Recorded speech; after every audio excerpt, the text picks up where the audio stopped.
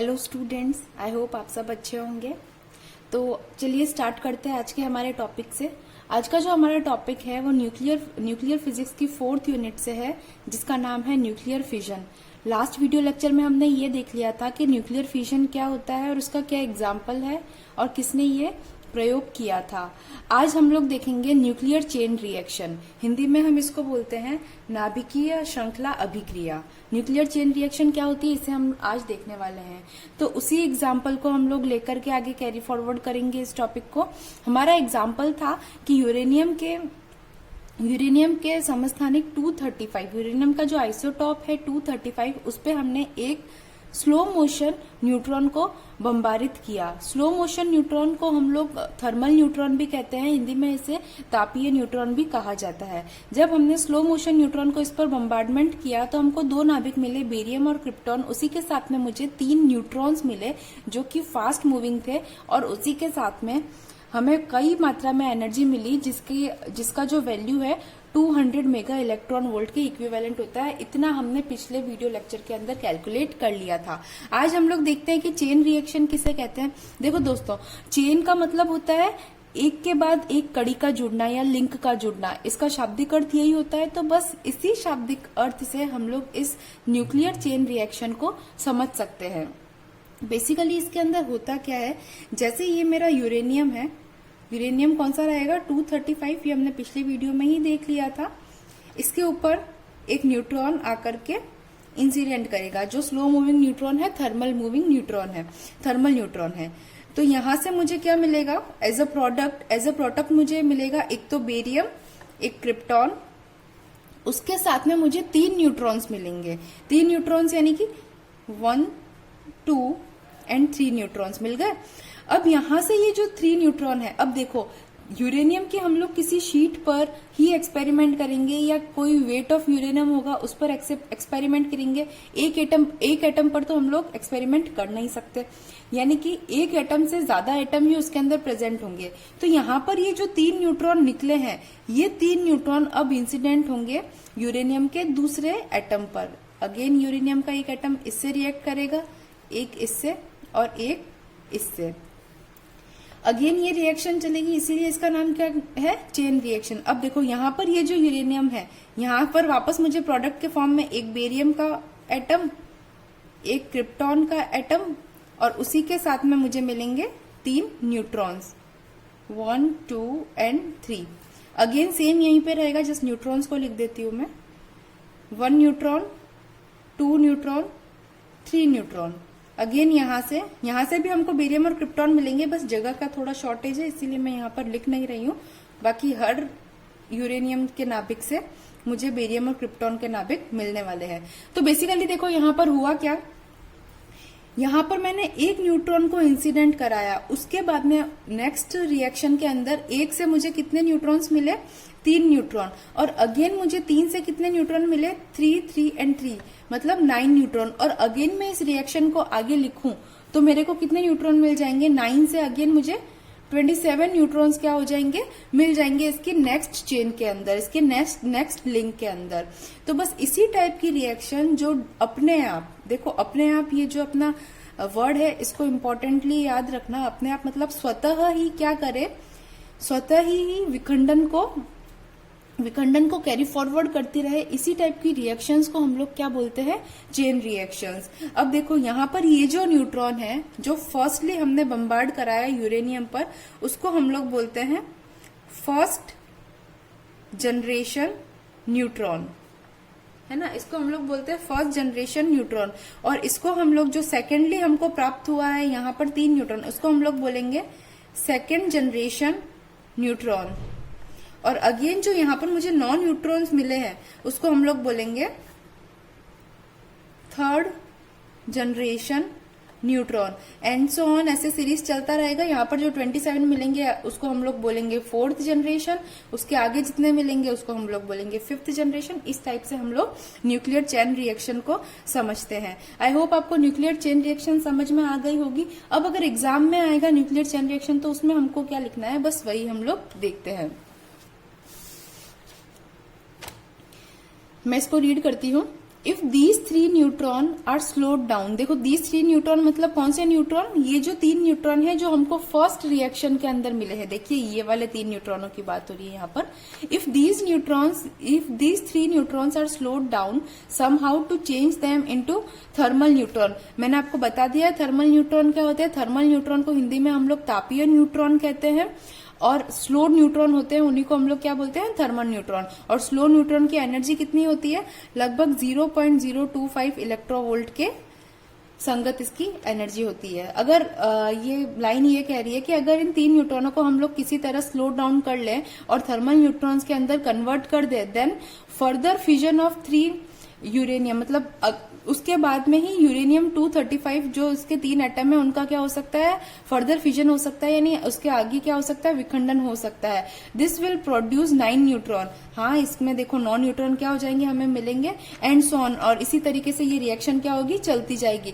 In result very huge energy is release. अब आप खुद देखिए, यहां से जब मेरे को स्टार्टिंग में 3 न्यूट्रॉन मिलते हैं, स्टार्टिंग में क्या मिल रहे, 3 न्यूट्रॉन, तो यहाँ पर मेरी एनर्जी जो इमिट होती है वो 200 मेगा इलेक्ट्रॉन वोल्ट के रेंज के अंदर इमिट होती है। फिर यहां से देखो 200 मेगा इलेक्ट्रॉन वोल्ट इसकी, 200 इसके लिए और 200 इसके लिए, यानी कि टोटल मेरे पास में कितने हो गए, 600 मेगा इलेक्ट्रॉन वोल्ट प्लस 200 यहाँ पर 800। और उसके बाद में जब ये और रिएक्शन आगे बढ़ेगी तो मुझे ह्यूज अमाउंट ऑफ एनर्जी यहाँ पर मिलने वाली है।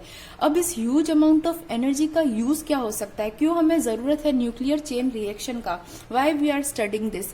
तो इसका जो एप्लीकेशन है हमारे उसके अंदर हम लोग अप्लाई कर सकते हैं, या तो एटॉमिक बॉम्ब बनाने में। एटॉमिक बॉम्ब बनाने में देखो कैसे इसका एप्लीकेशन होता है। यहाँ पर देखो इतनी ह्यूज अमाउंट ऑफ जो एनर्जी मिलती है, अगर एक बार इसको मैंने 1 न्यूट्रॉन से एनर्जाइज कर दिया, 1 न्यूट्रॉन इस यूरेनियम को दे दिया, तो आगे मुझे कुछ करने की जरूरत नहीं है। इतनी एनर्जी ये क्या करेगा, इंड्यूस कर सकता है, और इतनी ह्यूज अमाउंट ऑफ एनर्जी बहुत भारी मात्रा के अंदर कहर ढा सकती है। तो इसीलिए इसको हम लोग यूज करते हैं एक तो एटॉमिक बॉम्ब के अंदर। 1945 में अमेरिका ने हिरोशिमा और नागासाकी, जो कि जापान में है, जापान के हिरोशिमा और नागासाकी पर क्या किया था, एटॉमिक बम बरसाए थे। तो उसी टाइम बस ये एक ही बार इतिहास में हुआ है और उसके इफेक्ट्स आज तक देखने को मिलते हैं। तो आप समझ सकते हैं कि ये कितनी ह्यूज अमाउंट ऑफ एनर्जी इसके अंदर मिलती है। ये तो हो गया एटॉमिक बम में यूज। उसके अलावा हम इसको पीसफुल पर्पसेस में भी यूज कर सकते हैं। पीसफुल पर्पस क्या हो सकते हैं, देखो इतनी ह्यूज अमाउंट ऑफ एनर्जी हमें मिल रही है, तो क्या हम इस एनर्जी का यूज हम लोग इलेक्ट्रिसिटी प्रोड्यूस करने के लिए कर सकते हैं? जी हाँ, बिल्कुल कर सकते हैं। तो इसमें जो इलेक्ट्रिसिटी प्रोडक्शन के लिए इसके यूज होते हैं, तो जो हमारे न्यूक्लियर पावर प्लांट है, न्यूक्लियर पावर प्लांट में क्या हो सकता है, इसका न्यूक्लियर चेन रिएक्शन का यूज हो सकता है, या मैं कहूं जो मेरा न्यूक्लियर फिजन है उसका यूज हो सकता है। इंडिया में हमारे पास में टोटल 7 न्यूक्लियर पावर प्लांट है। देखो न्यूक्लियर पावर प्लांट भी बनाना अपने आप में एक छोटी बात नहीं है, क्योंकि इस रिएक्शन को मैनेज करना पड़ता है, कंट्रोल करना पड़ता है। अगर इन रिएक्शन को कंट्रोल नहीं किया जाए तो ये ह्यूज अमाउंट ऑफ लॉस, जान माल को पहुंचा सकती है। इसीलिए इतने ज्यादा पावर प्लांट्स नहीं है हमारे पास में, total all over the India में 7 ही हमारे पास में न्यूक्लियर पावर प्लांट है, जिसके अंदर से राजस्थान में सिर्फ एक है जो कोटा के पास रावत भाटा के अंदर सिचुएटेड है। उसके अलावा 2 तमिलनाडु में है, एक कर्नाटका में है, एक गुजरात में, एक महाराष्ट्र में और एक उत्तर प्रदेश के अंदर है। महाराष्ट्र में तारापुर में है हमारे पास में न्यूक्लियर पावर प्लांट। तो ये तो इसके क्या हो गए, यूजेस हो गए, एक्स्ट्रा बातें हो गई। अब हम लोग आते हैं अगेन हमारे टॉपिक पर। देखो बच्चों, न्यूक्लियर चेन रिएक्शन हमने पढ़ लिया है। न्यूक्लियर चेन रिएक्शन के बाद में देखो मैंने आपको क्या कहा कि ये रिएक्शन है वो कैसे होनी चाहिए, स्वपोषी होनी चाहिए। स्वपोषी का क्या मतलब हो गया, जो खुद का पोषण खुद करे। शाब्दिक अर्थ तो ये हुआ स्वपोषी का। देखो स्वपोषी का मतलब क्या होगा, अगर आपको कहीं पे ये टर्म लिखी हुई मिले तो आप इससे क्या समझेंगे। स्व मतलब खुद और पोषी मतलब पोषण, यानी कि वो वस्तु या वो सब्सटेंस जो खुद का पोषण क्या कर ले, खुद कर ले, उस टाइप को हम लोग, उस वस्तु या व्यक्ति को हम लोग क्या बोलेंगे कि ये स्वपोषी है। ठीक है। अब रिएक्शन के मामले में स्वपोषी कैसा होगा, यानी कि एक बार अगर मैंने इसको एनर्जाइज कर दिया तो उसके बाद में मुझे वापस देखने की जरूरत नहीं होनी चाहिए, आगे से आगे ये रिएक्शन क्या होनी चाहिए, कंटिन्यूड रहनी चाहिए। तो इसी चीज को हम लोग बोलते हैं स्वपोषी, या इंग्लिश में हम इसे बोलते हैं सेल्फ सस्टेनिंग, सेल्फ सस्टेनिंग। तो बस अब इस रिएक्शन को सेल्फ सस्टेनिंग कैसे बनाना है वही पढ़ना हमारा क्या है, एम है। डायरेक्टली रिएक्शन सेल्फ सस्टेनिंग नहीं होती, उसमें कई सारे फैक्टर्स कंसीडर होते हैं। तो उसका फर्स्ट जो हम लोग टॉपिक पढ़ेंगे सेल्फ सस्टेनिंग का, वो देखते हैं। देखो, conditions for self sustaining chain reaction. Self sustaining chain reaction का मतलब तो आई होप आप लोगों को समझ में आ जाएगा। और हम लोग किस रिएक्शन का एग्जाम्पल लेते हैं, अगेन उस रिएक्शन को लिख देती हूँ ताकि आपको ये रिएक्शन याद भी हो जाए। 1N0 plus 92U 235 will be converted into, reaction होने के बाद में क्या मिलेगा मुझे, एक तो बेरियम का नाभिक मिलेगा और उसी के साथ में किसका मिलेगा, एक क्रिप्टॉन का। बेरियम का जो परमाणु क्रमांक है, एटॉमिक नंबर है, दैट इज 56, और ये इसका रह जाएगा 141, इसका जो रहेगा 36 और 92 इसका एटॉमिक वेट। उसके साथ में 3 न्यूट्रॉन मिलेंगे, ये तो बहुत ही इंपॉर्टेंट है 3 न्यूट्रॉन, क्योंकि इसी से आगे हमारी रिएक्शन क्या होगी, आगे बढ़ेगी। प्लस 200 मेगा इलेक्ट्रॉन वोल्ट के संगत मुझे क्या मिलेगी, इसकी एनर्जी मिलेगी। तो कंडीशन फॉर सेल्फ सस्टेनिंग के अंदर हमारा जो फर्स्ट टॉपिक है वो है एनरिचमेंट ऑफ यूरेनियम। यूरेनियम को एनरिच करना, एनरिच करने का मतलब होता है कि उसको समृद्ध बनाना। बेसिकली हिंदी में हम देखें तो उसको समृद्ध बनाना। अब समृद्ध बनाने की हमें क्या जरूरत है यूरेनियम को, उसको समझते हैं। देखो बच्चों, यूरेनियम जो नेचर के अंदर मिलता है हमें, नेचर के अंदर मैंने आपको पहले भी बताया, यूरेनियम हमको 3 फॉर्म्स के अंदर मिलता है। कौन कौन से फॉर्म्स होते हैं, या फॉर्म्स कहूं या आइसोटोप कहूं तो ज्यादा बेहतर होगा, एप्रोप्रिएट वर्ड है आइसोटोप। 3 आइसोटोप के फॉर्म के अंदर मिलता है। फर्स्ट है मेरे पास में यूरेनियम 234, सेकेंड है यूरेनियम 235 और थर्ड है मेरे पास में यूरेनियम 238। अब इसमें प्रकृति के अंदर मात्रा कितनी पाई जाती है, देखो बच्चों, जो यूरेनियम 234 है वो 0.006% मिलता है, यानी कि इतना कम इसकी मात्रा है टोटल हमारे अर्थ पर। फिर यूरेनियम 235 की अगर बात करूं तो ये 0.714% हमारे पास में अर्थ पर क्या है, उपस्थित है।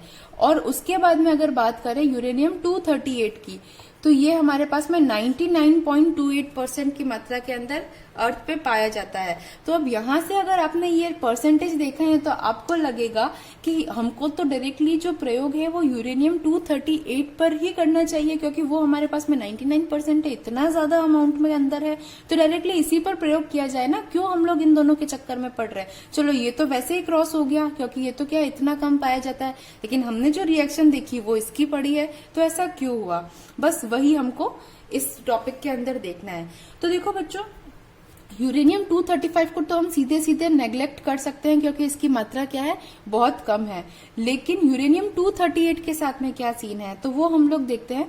जो मेरा यूरेनियम 238 है, यूरेनियम 238, इसके अंदर जब हम लोग न्यूट्रॉन से मैंने न्यूट्रॉन से जब इसको रिएक्ट करवाया गया, तो इसके अंदर जो न्यूट्रॉन चाहिए उसकी energy should be greater than 1 mega electron volt. इसके अंदर क्या होनी चाहिए, एनर्जी होनी चाहिए।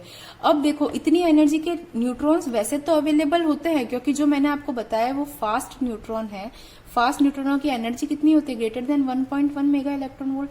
तो पहली बात तो जो मेरे फास्ट न्यूट्रॉन है वो क्या कर देंगे, डायरेक्टली एस्केप हो जाएंगे, या बेसिकली कहूं तो नाभिक के साथ में किसी भी टाइप की रिएक्शन नहीं करेंगे और पंक्चर करके नाभिक को निकल जाएंगे। तो फर्स्ट कंडीशन तो ये हो जाती है कि इतना जो एनर्जी का न्यूट्रॉन है वो क्या करेगा, पंक्चरिंग कर देगा यूरेनियम में। और अगर उससे रिएक्शन करवा भी दे, इन केस पंक्चरिंग नहीं भी करे यूरेनियम 238 की, तो बाद में जो हमको प्रोडक्ट में जो न्यूट्रॉन्स मिलेंगे, उन न्यूट्रॉनों की एनर्जी क्या रहेगी, less than 1 mega electron volt रहेगी। अब जो प्रोडक्ट के अंदर न्यूट्रॉन्स मिल रहे हैं उनकी एनर्जी, जितनी एनर्जी रिक्वायर्ड है इस रिएक्शन के लिए, उनसे अगर कम होगी तो क्या ये आगे अपनी रिएक्शन को कंटिन्यू कर पाएंगे? बिल्कुल नहीं कर पाएंगे। आप खुद ही सोच करके देखो इनको जो न्यूट्रॉन्स यूरेनियम 238 है, इसमें जो न्यूट्रॉन्स लगते हैं उनकी एनर्जी होनी चाहिए 1 मेगा इलेक्ट्रॉन वोल्ट से ज्यादा, और जो मेरे को प्रोडक्ट मिल रहा है, इसमें जो प्रोडक्ट न्यूट्रॉन मिल रहा है उनकी एनर्जी 1 मेगा इलेक्ट्रॉन वोल्ट से कम होती है। ठीक है, अब अगर इनकी एनर्जी 1 मेगा इलेक्ट्रॉन वोल्ट से कम है तो क्या ये आगे यूरेनियम से वापस रिएक्ट कर पाएंगे यूरेनियम 238 से? जी नहीं। यानी कि यहाँ पर ये जो रिएक्शन है वो यहीं पे ओवर हो जाएगी, यहां से मुझे चेन रिएक्शन नहीं मिलेगी। और क्या ये हमारा एम है? हमें तो चेन रिएक्शन चाहिए, उसी के लिए हम लोग क्या कर रहे हैं, कंडीशन देख रहे हैं कि चेन रिएक्शन कैसी हो, स्वपोषी हो या सेल्फ सस्टेनिंग हो। तो सेल्फ सस्टेनिंग का तो यहाँ पे सवाल ही पैदा नहीं होता, आगे चेन रिएक्शन ही नहीं होगी। तो इसीलिए हम यूरेनियम 238 को यूज नहीं करते हैं। ठीक है, आई होप आपको ये पॉइंट समझ में आया होगा। और एग्जाम में अगर आएगा तो देखो बच्चों, इस पॉइंट को कैसे लिखेंगे मैं आपको पढ़ के बताती हूँ। देखो यहां तक हमने देख लिया था कि यूरेनियम 234 को हम लोग को क्या कर सकते हैं, नेग्लेक्ट कर सकते हैं, क्योंकि इसकी मात्रा क्या है, बहुत कम है। अगेन जो हमारा नेक्स्ट पॉइंट है वो क्या कहता है, ऑल्दो यूरेनियम 238 की सर्वाधिक मात्रा है, परंतु यूरेनियम 238 के फिजन के लिए न्यूट्रॉन की ऊर्जा 1 मेगा इलेक्ट्रॉन वोल्ट से अधिक होनी चाहिए। जी बिल्कुल होनी चाहिए, यही मैंने आपको बताया है। तथा उत्पादित न्यूट्रॉन की ऊर्जा, उत्पादित मतलब जो प्रोडक्ट में जो हमें न्यूट्रॉन मिले हैं, यहाँ पर देखो प्रोडक्ट में ये जो न्यूट्रॉन्स मिलते हैं ना, इनकी बात कर रहे हैं। तो प्रोडक्ट में जो न्यूट्रॉन मिले हैं उनकी ऊर्जा 1 मेगा इलेक्ट्रॉन वोल्ट से कम पाई जाती है। अतः देयरफॉर स्वपोषी मतलब कि सेल्फ सस्टेनिंग अभिक्रिया संभव नहीं है। यही मैंने आपको समझाया, इसको इस तरीके से हम लोग लिख लेंगे। अगर आपको स्क्रीनशॉट लेना है तो आप ले सकते हैं। देखो इसका नेक्स्ट पॉइंट, अब हम लोग जो नेक्स्ट पॉइंट पे हम बात करेंगे वो ये देखेंगे कि 235 को हम कैसे लेंगे। देखो टॉपिक हमारा है एनरिचमेंट ऑफ यूरेनियम, मतलब कि यूरेनियम को समृद्ध करना। तो बेसिकली ये हमारे काम का नहीं हुआ, ये हमारे काम का नहीं हुआ। तो जो 0.714% हमारे अर्थ पर स्थित है यूरेनियम 235, उसी को हमें क्या करना पड़ेगा, एनरिच करना पड़ेगा, या उसी को समृद्ध करना पड़ेगा, उसी की क्वांटिटी को बढ़ाना होगा, ताकि हम लोग क्या करें, इस टाइप की न्यूक्लियर फ्यूजन रिएक्शंस को करवा सके और भारी मात्रा में एनर्जी को क्या कर सके, प्रोड्यूस कर सके, और उस एनर्जी का यूज पीसफुल पर्पसेस के लिए कर सके। ठीक है, तो यही इस टॉपिक का सार कह सकती हूँ मैं। देखो लास्ट पॉइंट में हम लोग इसी बात को लिखने वाले हैं कि यूरेनियम 235 का विखंडन तो संभव है, लेकिन प्रकृति में उसकी मात्रा कम है। इसीलिए स्वपोषी अभिक्रिया करवाने हेतु यूरेनियम 235 की मात्रा को समृद्ध करना होगा। समृद्ध करने का मतलब है कि उसे क्या होगा, एनरिच करना होगा, उसे बढ़ाना होगा। बढ़ाएंगे कैसे, या तो माइंस यानी इसकी माइनिंग कर सकते हैं हम लोग यूरेनियम की, या फिर उसको किसी भी तरीके से यूरेनियम 235 को हम लोग को उत्पादित करना होगा। सिर्फ और सिर्फ उसी केस के अंदर मैं यूरेनियम की जो मेरी न्यूक्लियर चेन रिएक्शन है उसको परफॉर्म करा पाऊंगी। तो आई होप यहाँ तक आपको समझ में आ गया होगा। अब सेल्फ सस्टेनिंग की कंडीशन का हमारा जो नेक्स्ट टॉपिक है क्रिटिकल मास, वो मैं आपको नेक्स्ट वीडियो के अंदर बताऊंगी। Thank you so much.